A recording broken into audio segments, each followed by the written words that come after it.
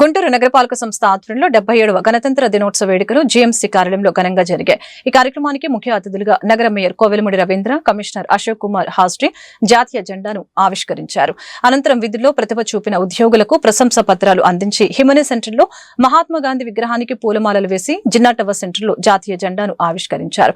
కార్యక్రమంలో deputy mayor Sheikh Sajila, అదనపు commissioner చెల్లా Obulesu, deputy కమిషనర్లు, విభాగాధిపతులు, కార్పొరేటర్లు పాల్గొన్నారు.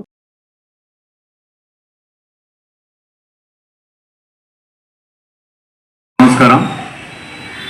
ఈరోజు మన అందరి అతిథి గౌరవ కమిషనర్ గారు మన గుంటూరు మున్సిపల్ కార్పొరేషన్లో ఫ్లాగ్ హాస్టింగ్కి వచ్చినందుకు వారికి ప్రత్యేకమైన అభినందనలు, ధన్యవాదాలు తెలియజేస్తున్నాను. అట్లాగే సహచర కార్పొరేటర్లు, all HOD and remaining staff అందరూ కూడా నమస్కారాలు తెలియజేస్తూ 77వ రిపబ్లిక్ డేని మనం ఇక్కడ ఘనంగా జరుపుకుంటున్నాం. గౌరవ కమిషనర్ గారు చెప్పినట్టు ఆల్ ఫ్రీడమ్ ఫైటర్స్ ఈ స్వాతంత్ర సమరయోధం కోసం ఎంతోమంది మహానుభావులు ప్రాణాలు అర్పించారు.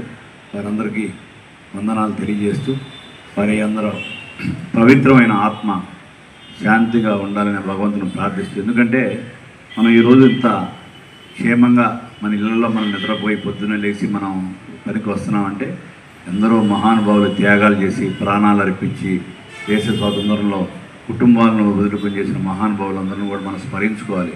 వాళ్ళ స్ఫూర్తిని మనం కొనసాగించాలి.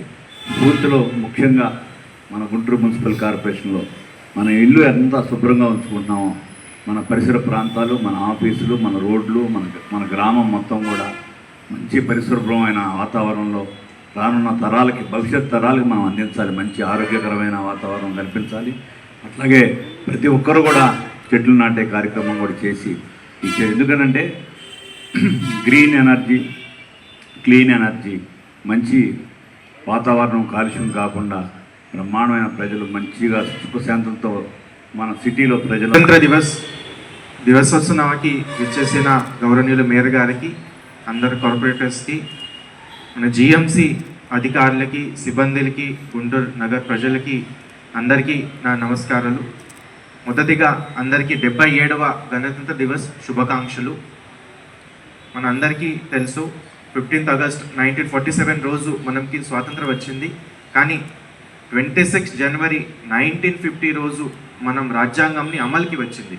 సో అదే రోజు నిజమైన మనం రాష్ట్రం ఒక గణతంత్ర రాష్ట్రంగా మారింది. కాబట్టి ఆ సంవత్సరం నుంచి మనం ప్రతి సంవత్సరం గణతంత్ర దివస్గా ఈరోజు జరుపుకుంటున్నాము. ఈ గణతంత్ర దివస్ సందర్భంగా మన గ్రామ స్థాయి నుంచి మన రాష్ట్ర స్థాయి వరకు కూడా మనము ఈ వేరియస్ ప్రోగ్రామ్ చేసి జరుపుకుంటున్నాము. కానీ ఎప్పుడు కూడా గణతంత్ర దివస్ అయితే ఓన్లీ మన ఫ్లాగ్ హోస్టింగ్ చేస్తాము, పరేడ్ ఉంటుంది, కల్చర్ ప్రోగ్రామ్ ఉంటుంది. ఇదే కాదు, గణతంత్ర దివస్ రోజు మనం మన దేశ స్వాతంత్ర కోసం తమ ప్రాణాన్ని అర్పించింది ఏదైతే స్వతంత్ర సమరయోధాలు ఉంటారు, వాళ్ళ ఒక కాంట్రిబ్యూషన్ మనం గుర్తించాలి. దాంతోపాటు మనం కూడా మన నగర అభివృద్ధికి, దేశ అభివృద్ధికి, రాష్ట్ర అభివృద్ధికి మనం కూడా ఒక కాంట్రిబ్యూషన్ చూపించాలి. మనం అందరికీ ఐడియా ఉంది 2047లో మనం రాష్ట్రంని ఒక డెవలప్ రాష్ట్రంగా మారాలి. ఈ విజన్ మనం ప్రైమ్ మినిస్టర్ గారే ఇచ్చారు. దాంతోపాటు మనం ఆనరబుల్ సీఎం గారు కూడా ఆంధ్రప్రదేశ్ని ఒక స్వర్ణ ఆంధ్రగా మారాలి అని ఒక విజన్ ఇవ్వడం జరిగింది.